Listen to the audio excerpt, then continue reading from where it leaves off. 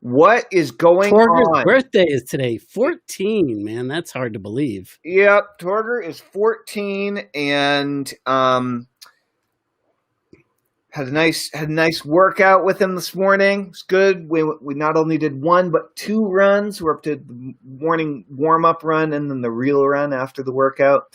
Yeah, he's thrilled about that. No, yeah, he's it's cool. It's cool to see kids growing up. You know, it's a wild ride. Yep. And exciting times ahead, man. You know, it's funny because like everybody always used to tell me when Amy was born, and you know, we would talk about how great her, you know, how her disposition was great and everything, and just wait till they get to the terrible twos. I know, yeah. And I just like, you know what? Screw that. It's, you know, like it's the fantastic twos, and that's right. We just threw all that crap out, and you know, all the supposed rebellious stuff. And do we have challenges? Of course we did. You know, I mean, she's a regular person, and she's you know, testing the boundaries and such, but we wanted her to unfold into a regular human being, and that was of her own making, instead of being a clone of somebody else. And it was just interesting to see how she, you know, like how everybody puts their shit onto their kids as opposed to just letting it be like whatever it's going to be. Like it could be awesome, and why not? Let's create a different possibility. Anyway, I totally agree. Like all of the standard phrases that people have, and the things they look out for this and look out for that. I mean, some things do come up that, you know, like a lot of most kids follow a certain number of the normal patterns, but the way you think about it and what you assume and what you expect makes a huge difference. And it's funny. It's kind of like the same reason that people are all attracted to negative headlines, right? In whatever media form. It's, you know, people are always really interested in the worst case scenario. Yeah, but it's so interesting, and it really dovetails into our topic for today, frankly. And like I remember with Kathy, when Amy was, you know, like just learning to sit up and start to crawl on her own. Yeah, Kathy and I would practice not flipping out when she fell down, and practice not getting uptight ourselves, even though our initial reaction was like, right, because we noticed that like the kids look at you for the cues. Yep. You know what I mean? Like they look for you to say, like, and they react to your reaction. So we found out that like if we were like, it didn't mean that we didn't react if she really hurt herself and there was something that we need to tend to. Of course we did.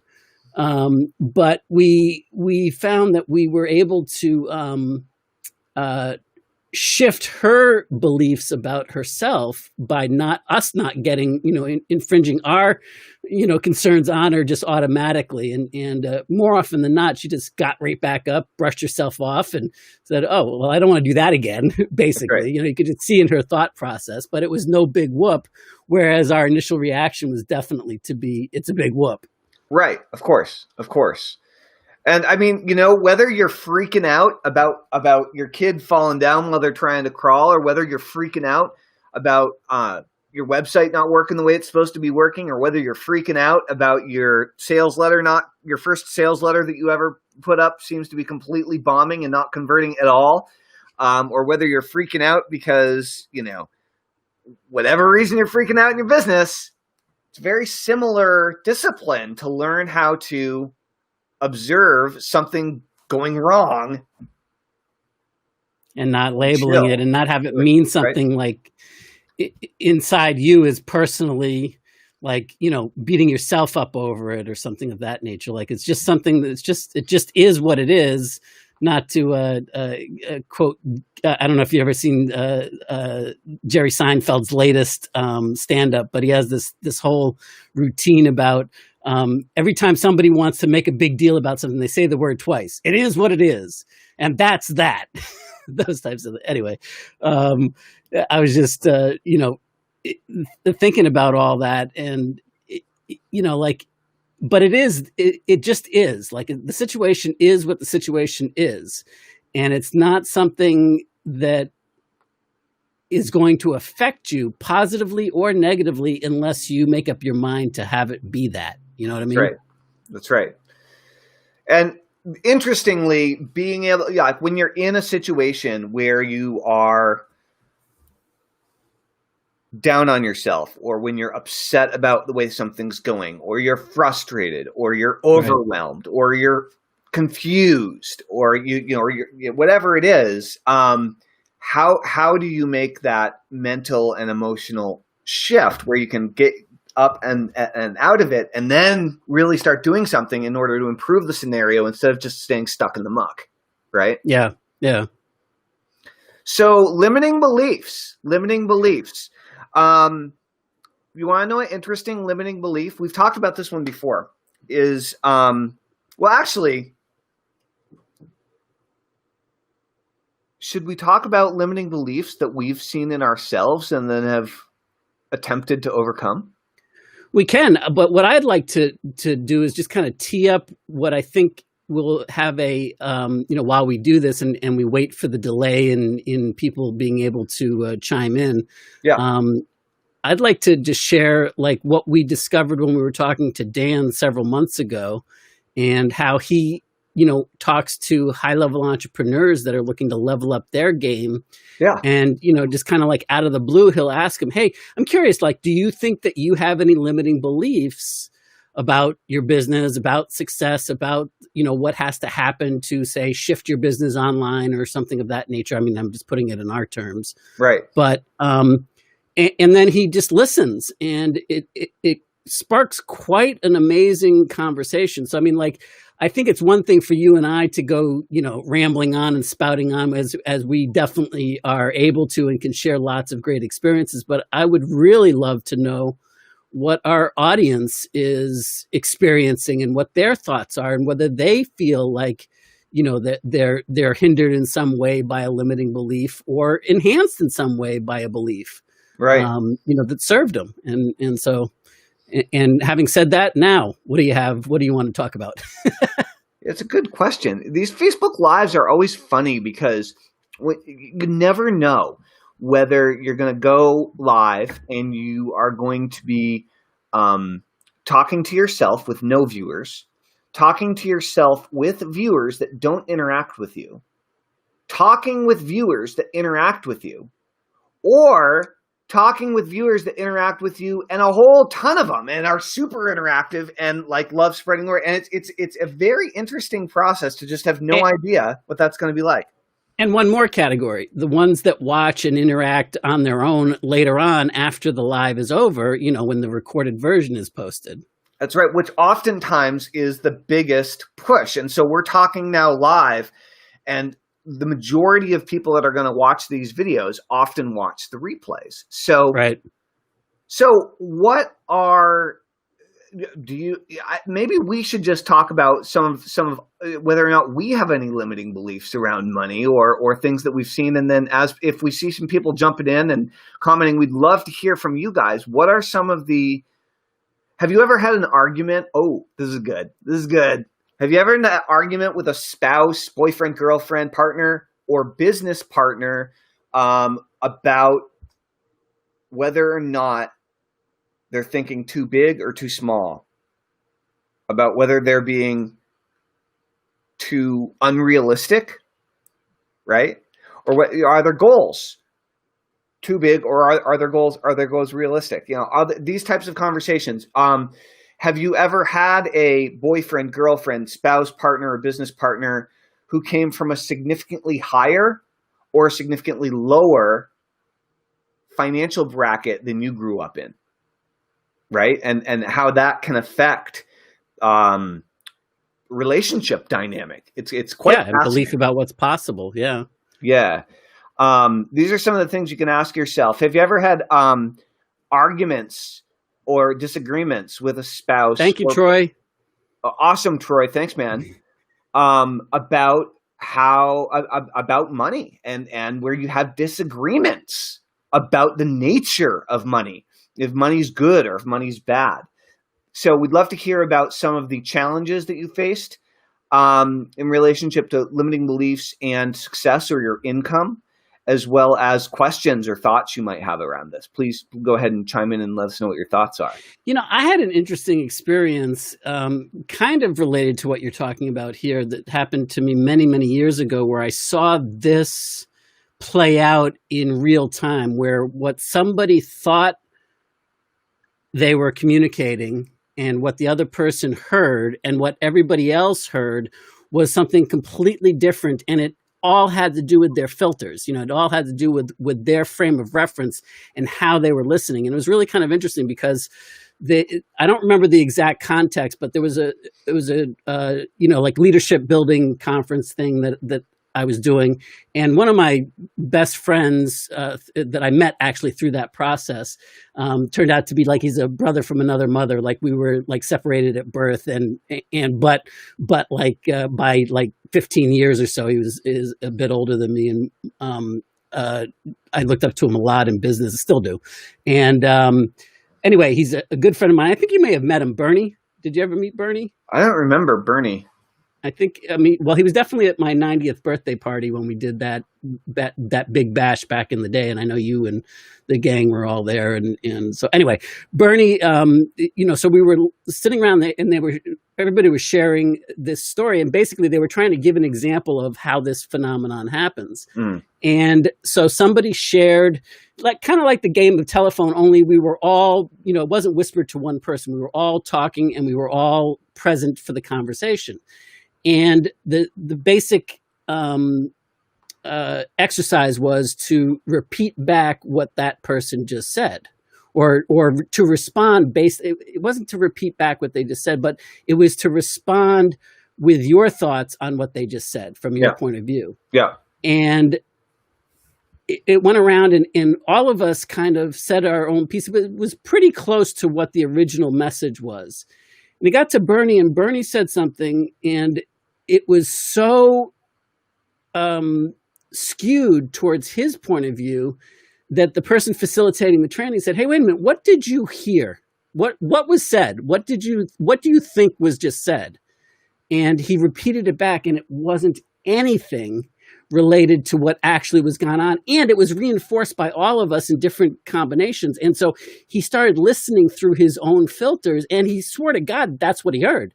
And it wasn't like he was being intentionally, distracted or ignoring the conversation. It just was like one of these limiting factors or beliefs or whatever you want to call it, just completely filtered his conversation to the point that he didn't even realize that it happened. Right. You know what I mean? Well, we all have conversations going on in our own head about the stuff that's coming in from the outside, right? So, and those conversations aren't exclusively verbal, right? No, as a matter of fact, most of it is nonverbal. Yeah, no, most of the message, most of the communication is nonverbal. Right, and so we're thinking about when someone says something, we're thinking about it's just like boom, boom, boom, boom, boom. Yeah, fractions of seconds. Where we're accessing memories, experiences, cross-referencing, what we believe to be true about the world and all these types of things, deciding whether we agree with them, disagree them, trust them, don't trust them, like very, very, very quickly. So that conversation within one's mind can be radically different than the outer conversation.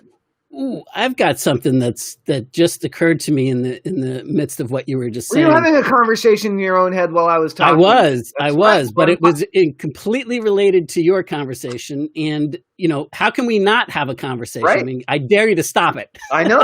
Okay, what do you got? Think about Facebook's algorithm. What Facebook does with your feed is that they are curating that feed based on what the people that you're communicating with already believe. So it's like the filters of the filters, and that's who they're showing your insights to, your post to. What's up, Gene? What's going on? By the way, I got your email, and yes, I will get that done. But I just wanted to let you know that we're going to be moving it yet again. So I'm happy to give you the interim login, but if you are wanting to wait a couple of weeks, then I can give you the permanent one. But either way, we'll make that happen, Gene. Anyway, sorry. So I was just, thinking about like the beliefs, and that Facebook literally curates so that your news feed is all people that agree with you, basically, that have similar beliefs, plus or minus, based upon not only your friends list, but what is being communicated on the same level. So, Right. I mean, consider that when other than when you're doing paid ads on Facebook. So it's cool, Gene. That's an interesting phenomenon to do battle with, so to speak. It is. I mean, we all live in our own little bubble. It's another example of that, right? And so you're saying Facebook, which gets even more enhanced, right, inside of Facebook, because the bubble, it leads you to believe that that everybody in the world thinks like you do, right, and believes what you do, right.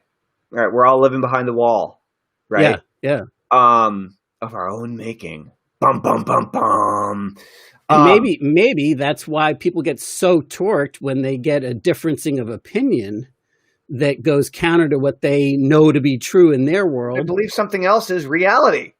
Yeah, and then they hear something that's slightly different, that's a different point of view that they don't have any opening for, because everything that's they've bullshit. seen is, that's not it's 99. That's fucking bullshit, right? I mean, right.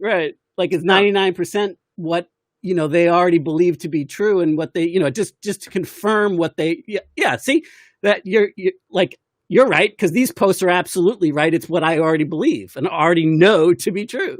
Yeah, and that was what was pounded into my head from a very early age from everyone around me, most likely, unless I went on a divergent path and figured out that the other thing was absolutely true, right? It's just, it's self-perpetuating. I'm curious, like with your background in the ministry and where you were heading prior to changing directions, right? What kind of, because I was raised in a very, very, very not organized religion household, even though like my parents were all bat mitzvahed and so on, and been like really, temple was really important to the elder generation. None of that was, ingrained into me and made as a have to. So I have a very different set of belief systems and values than somebody that has, that core religion in place. Mm-hmm. So what, do you have any specific questions?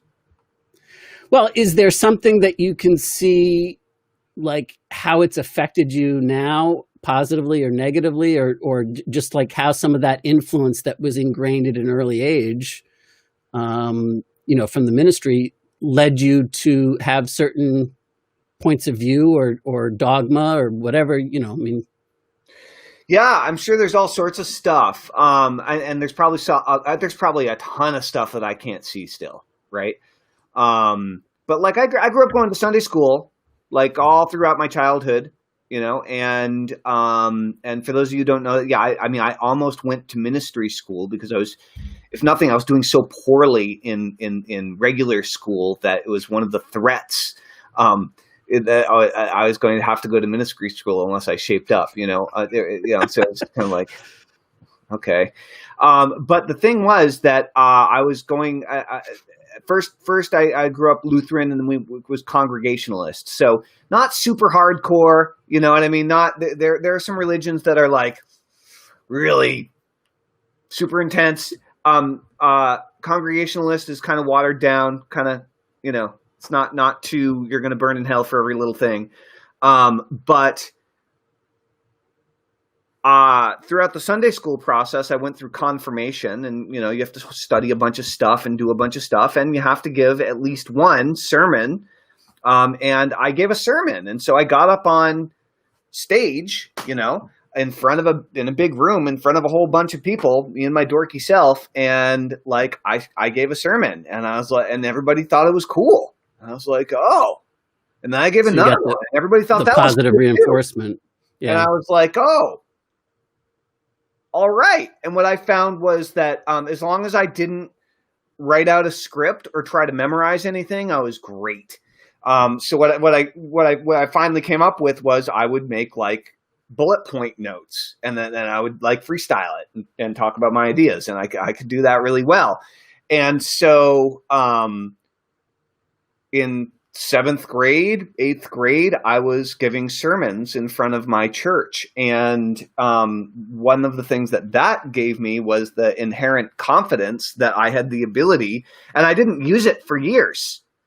Well, I did a little bit actually, but that I had the ability to lead people, that I had the ability to speak with people, to groups of people, and they would ultimately listen to some degree. I would, Yeah, you could move them emotionally. To some degree, you know? Yeah. And so and then I ended up becoming not a minister. I ended up dropping out of the church entirely, and in the middle of one of my sermons, I realized I didn't believe all the stuff that I was saying, and so I went stream of consciousness and said what I actually believed, and that was my last sermon. And by your choice or the establishment's choice? I think it was mutual. It was definitely mutual. They didn't ask me back either. Did you get pushback from it? Did that ingrain anything into you, like reinforce your rebellious nature, or did it, or was it pretty chill, like mutually? Shortly after that last sermon, I stopped going to church entirely. I started dyeing my hair crazy colors. I started running hardcore and I was spending all my time running, and I completely disconnected from religion at that point. It was a hard stop for me. I'll tell you what, one of the things that I really admire about you, that I think just listening to you, that might come from that upbringing, is your complete unwillingness to go negative. With anybody that you've had positive or negative relationships with, or situations with, your ability to always keep it positive and never be bad-mouthing, however much it might be warranted. I think that's really inspiring, because it says a lot about your character. And I know that I've used your example to coach myself at times when I get stuck in the nitpicky stuff and that type of thing. Yeah, people and organizations suck. I mean, they can and they do. They totally suck, and I'm included in that list. And it's like, yeah, I for whatever reason, it probably came from my dad, but I definitely developed don't smack talk people. At least. Jack Sufelt, how are you, man? It has been way too long. How's it going, Jack? I'm not going to get into a religious conversation right now, Jack, though I do appreciate your insight, wisdom, experience, knowledge, and expertise. I don't know that we completely agree on everything, and that's totally fine with me. It's just a really interesting thing. I think smack talking people is a bad idea. I think most of the time when you have a disagreement, it's usually a miscommunication. Sometimes there are just some desperate people doing what appear to be some evil things, right? Yeah, and they're not in their best person at that moment either. It's out of their crap that is creating that, and so they're not putting their best, who they really are, forward. It's true. And also what I found is, even if I don't verbalize stuff, if I allow myself to get stuck in thinking negative things about other people, groups of people, organizations, or anything that's outside of my direct ability to positively influence, like if I find myself smack talking people in my head, I do my best to stop. And it's really hard. It's really hard, but the only way that I've found to stop that is by focusing on all the things that I love about that person or thing or group, or even while I'm in the midst of wanting to rip somebody's ears off, it's interesting because Well, it relates to the breakthroughs that I shared with you yesterday that I've been experiencing myself, and when I realized that even though I thought I was living from vision, I was actually having a circumstance be the one that was controlling my behavior. And so sometimes even if you want to remain positive, it doesn't work to just force yourself to visualize the positive things because you're not in that space. Yeah, if it feels like you're full of shit and you know you're full of shit, yeah. So I mean, 320 pounds saying I'm skinny isn't going to convince you, right? Yeah, it's like positive affirmations only work if you truly believe them while you're saying it. If your energy is going no, then it isn't going to make a bit of difference. So the only thing that I was getting at is that what allowed me the space to then turn it into a positive that I could then immediately let go of, and then I was able to focus on all the good stuff and all the joy and the love that I have, and et cetera, et cetera, et cetera in the situation, was to acknowledge that it was going on, just to look at it, just to acknowledge, yes, I did that. Yes, I chose to get focused here. Yes, I got myself all, discombobulated, and okay. Now that I see that, am I willing to let it go? Right. Yes. And in that moment I could, and then I have the ability now to shift and to focus in on all the positive, vision building, love, whatever you want to call it, side of the seesaw. That's right. Well, so that's the interesting thing when we talk about beliefs. So back to the limiting beliefs question is that all beliefs are by nature limiting. Right. And they are constraints. They are walls. They are the walls of the box that we're putting ourselves in. We're saying, okay, this is the reality that I'm willing to accept right now. It's my belief that this is what's up. And sometimes those will stay with you your whole life. And sometimes you'll need to shift them entirely. Sometimes you can expand them. Sometimes you need to contract them. Right. But we're talking so metaphorically. What do you do with that? Right. So like my uncle is a 5-star chaplain in the Air Force. Okay. Like a 5-star general or? Yeah. 5-star general chaplain. And, gotcha. He has had massive religious congregations, right? My cousin is a minister. I have a long line of religion and ministry in my family on different sides at different points in time. But then I found that my dad is a dentist. He's an entrepreneur. He's a business owner. And so all of those beliefs about what were possible by me was, well, I could be a dentist if I wanted to. I'm going to go to college. I can speak in front of people because all these are family members that were doing these types of things. So are those limiting beliefs? I don't know. Am I limiting myself into believing that I can get in front of a large group of people, talk, people will listen and do stuff? Maybe that's a limiting belief. It's certainly an empowering belief if you don't think you can do that. But we also all have beliefs that hold us back, that trap us, that keep us down in terms of our personal income, right? A limiting belief that's also a extremely common desire is the desire for usually a new business owner to get their business up to $10,000 per month. Everybody thinks that's the mecca, right? It's the thing. It's the number that everybody wants. It's also total cultural brainwashing. Is it a limiting belief? Well, if you're only making $2,000 a month, $10,000 a month seems like an empowering belief to me. Right. But if you're capable of making $100,000 a month, $10,000 a month seems awfully limiting. Which is it? Yeah, but you've got to know that you're capable of it or believe that you're capable of it before that. And so, I mean, like for me, when I was pursuing becoming wealthy and, my idea of being free and freedom, for me, from an early age, I equated that to becoming a millionaire. That if I was a millionaire, then I would have the freedom that I wanted and needed. And so I pursued that with vigor. The problem was, in my head, I was not a millionaire. Right. I was not even a thousandaire. Like I was still like very scarcity minded, very much the New York City street kid, scrapping and having to take the shortcuts and do whatever is necessary.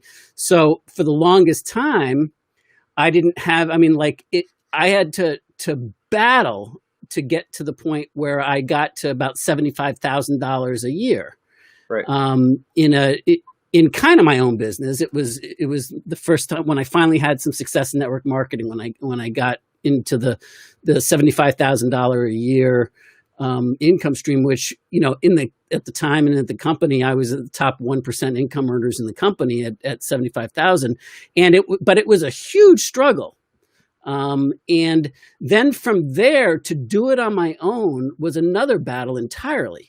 Right. So I found that when I stopped trying to become and pursue big dollars in an unrealistic amount of time, even though I truly knew that it was possible to do that. I had seen other people, I could talk myself into it. I'd done a lot of mind shift work, but I wasn't making it happen. So somewhere it was, like I had a belief that it wasn't possible. At least my music wasn't in alignment with what my words were and what I knew that I was capable of.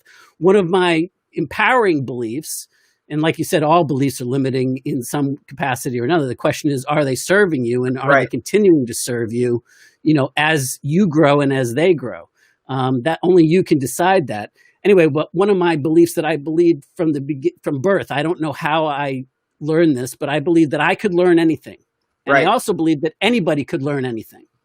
That, it didn't matter that that anybody can learn anything, and I can learn anything. And arrogantly enough, I could teach anybody anything to get them to learn it. I could force them to learn it. That's right. I mean, that was a core, come from for me. So the idea of going for big goals was huge for me, and I always did. And I worked on them, and I did all of the programs. I bought all of, Tony Robbins stuff. I bought, like everything from the time that I, first discovered Think and Grow Rich, and the first motivational seminar that I went to with Brian Tracy and Zig Ziglar when I was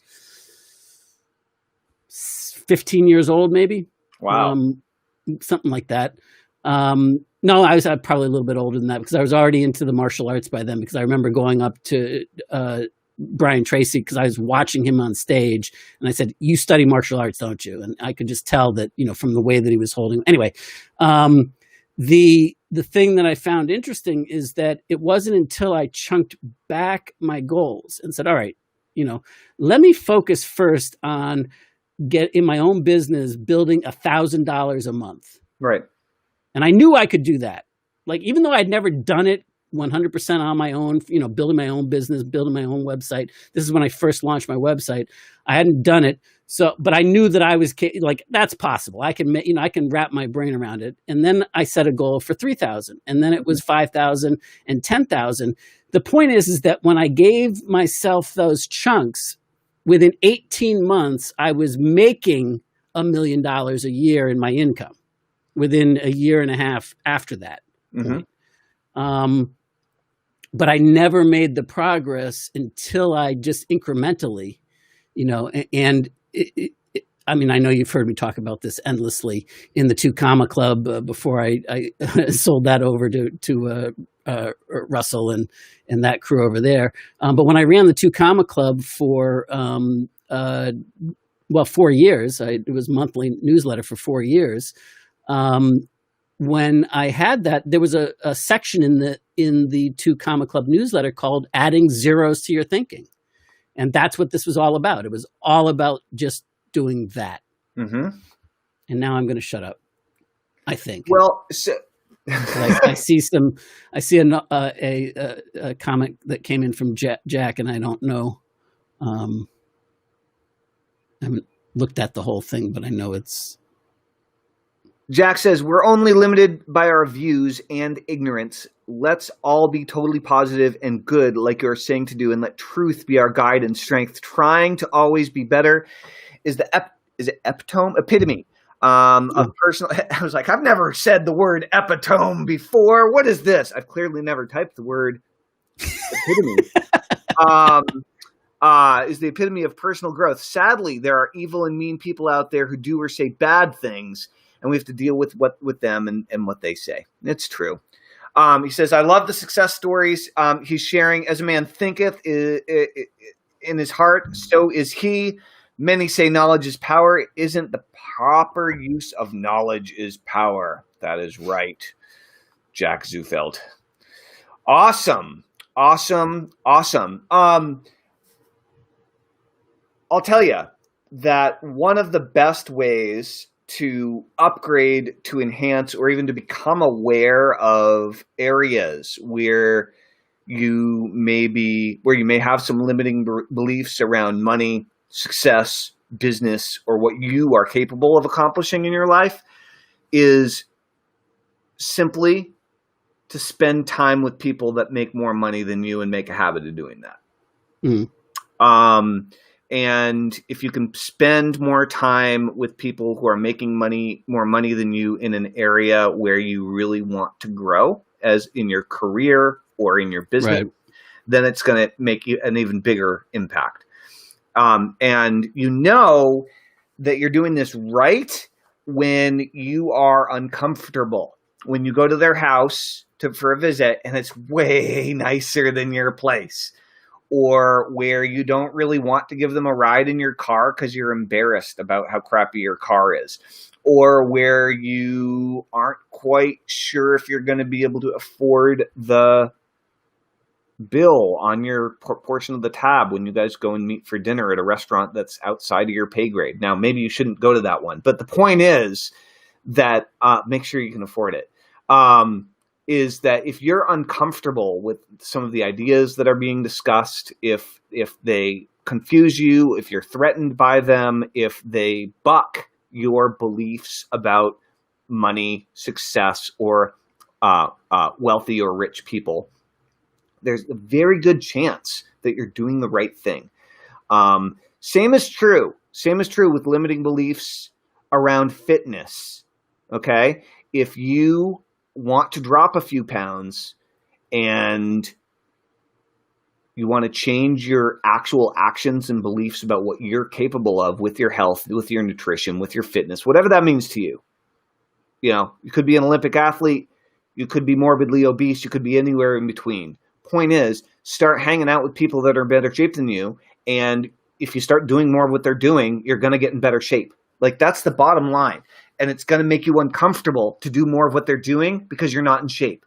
So don't shy away just because it makes you uncomfortable. Now, if you're getting into like morally gray territory, that's different, right? If you're hanging out with questionable individuals who are like, you know, ethically sloppy, then maybe you should hang out with a different crew. But really, that's I mean, and it's not just about making money necessarily. And I mean, if that's important to you, great. But I remember, frankly, like when we went to Necker Island, which is the only time I went. I know you went more than once, but when I went there and the time that you got married, and the thing that struck me most that I loved hanging out with, it wasn't all the people that were there, although, you know, they were all, you know, super powered entrepreneurs, online, you know, winners. I mean, I remember Vishen was one of the people, and that was before he built Mind Valley into the behemoth that it is now. And he was partnered with a buddy of his, Mike, and they ended up splitting and doing their own thing in each one. But I mean, like these are the kind of players that were in the room there, and all of them, Yannick Silver, Joe Polish, Dan. I mean, everybody that was there was just really incredibly powerhouse. And of course, Brunson. I mean, there's Russell, and you know, what struck me is that he was the most present person in the room. Right. During the meetings, he was taking notes, he was engaged, he was listening, where I think the majority of all of us, the 45 of us that were there, that were a part of the event, we were all on our laptops and, on breaks, we were calling back to our offices and making all the important calls. And, we were jumping out to do the webinars and the conferences and all of this stuff because we were not fully present. Right. And I'm like, here's the richest man in the room by far. And he is the most present and the most, that's somebody that I want to emulate, not just for the money, but for how his meaning was. And I loved, when he spoke, the first words out of his mouth, because we were talking about how to launch the charity, the Virgin charity. And he was like, and the whole premise was, to use capitalism to give back and to change the world through capitalism, which is a big idea that I love being a part of, that just turns me inside out, and to this day, and always has, always, I think will. And I remember the first words out of his mouth were, I'm not sure that every entrepreneur is ready for this yet. And I'm not sure that everybody sitting in this room, it's the best thing for you to be focused on right now. And I was like, holy shit, here's a refreshing honesty that, from a man that's, was there to talk about charity and giving back. And his point was very well taken, that you've got to get your business to a certain level of stability and ongoing income and results. And so that it can be, running without you and truly be a business asset, what I would call an income for life type business. And, he was very together and so that's somebody that I would gladly say, and by the way, he had the worst, like talk about the best places and all of that. I mean, like, do you remember the grungy dog that was there and his groundskeepers?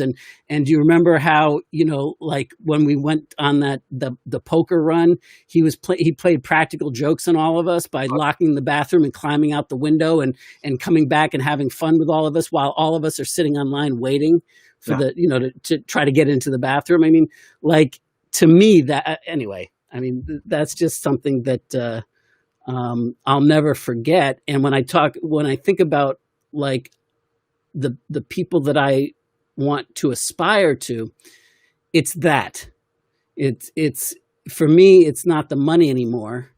Although, I guess that's because I've made a lot of money and lost a lot of money. Stick, right? It's a measuring stick of financial success, right? But it's not. Yeah, but like all the restaurants and stuff that you're talking about, like there was a time when, yes, I would totally agree with you. And, there was a time where, like, until I was able to experience what it's like to be on a private jet, until I was able to, rent an island for $50,000 a night with a bunch of my friends, right, and hang out there. I remember many a meal with Matt Gill and Kevin Wilkie where we spent, hundreds, if not thousands of dollars on a meal. And that was important to all of us at the time, to be able to do that. And we would have, have battles of who could get first to the waiter, to the server, and pick up the bill before the other person could, right, so that we could be one up on the other person. And all of that was like critical back then. Now I could give a shit, because it really just doesn't matter to me anymore. But right, I went through it. Right. Exactly. Yeah, it's interesting stuff. And we are going to be talking about this in detail tomorrow evening, right here. Below the beard, baby. ETGworkshops.com. We'd like to introduce you to our fine friend, Fred.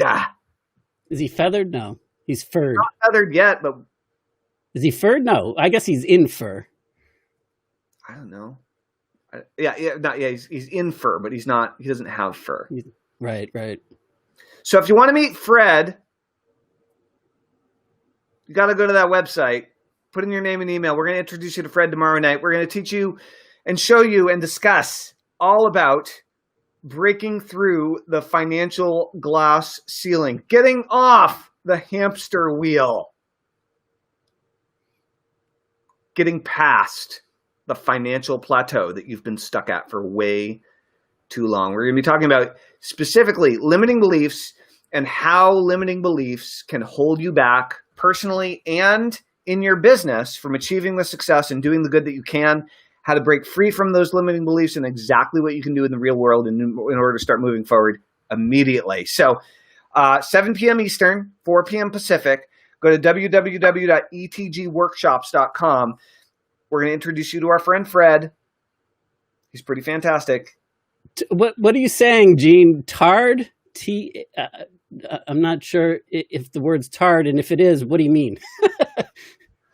No, she was talking about feathered, and it's like, no, it's no good. Tarred and feathered. Okay, tarred. I get it now. Okay. etgworkshops.com. We're going to go hang out with Fred. It's going to be wicked rad. We're going to talk about limiting beliefs and how to overcome them. We would love to see you there. Joshua, is there anything else you want to go over today? No, I mean,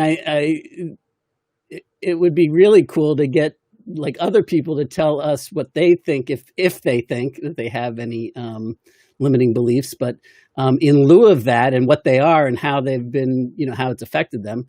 In lieu of that, I've got nothing else to say. Rock and roll. I guess that's all for now. Guys, Thank you very much. We'll see you tomorrow at 2 p.m. Eastern, and then we'll see you again at 7 p.m. Eastern for the How to Overcome Limiting Beliefs webinar. You're going to learn all about Fred. Be there. It'll be worth it. All right. Thank you, Joshua. Good talking to you as always. See you, Tillman. Over Have now. a good one.